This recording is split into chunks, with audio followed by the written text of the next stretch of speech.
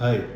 Now, in the tit for tat style of trade war going on between China and United States of America, the Trump administration has put something around 245% of tariffs on China, and China is also putting a lot of tariffs on United States. Now I wonder why they are putting 245. They should have put 2,245% because it hardly makes sense. If the price of any stuff raises by 245%, who is going to buy it? So let it be 245% or 2,245%. It's just a denominator, I think. Then anyway, but Trump was expecting a call from Xi Jinping, which he has not received till now. And this actually, the war is amplifying the trade war going on. But I don't think that America is winning this trade war. And why I say that? Because just within few hours or few days of imposing of all these tariffs on China, Trump actually exempted many of Chinese items from these heavy tariffs, and that include the Chinese mobile phone and computers and other electronic stuff. And these all components, high-end components, actually they make 40% of Chinese exports to United States. So he has actually exempted 40% of Chinese exports to US from these heavy tariffs. And if you look what China is importing from United States versus what United States is importing from China, China actually imports stuff like soybean, raw material, which they can anyway import from other countries, like from African countries or South American countries.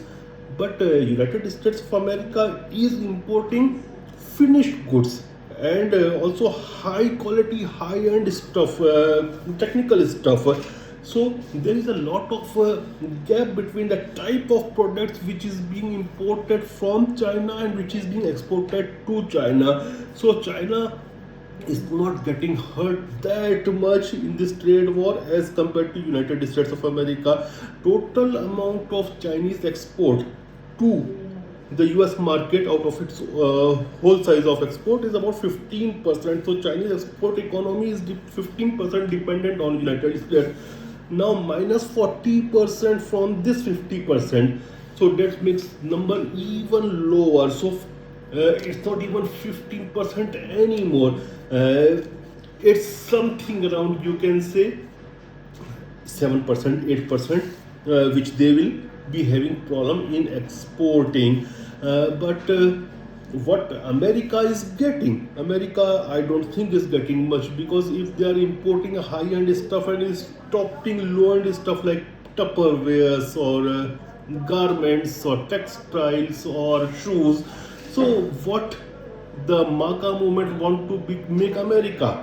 They want to make it a production house for textiles or for shoes or for stuff like that, or high-end components.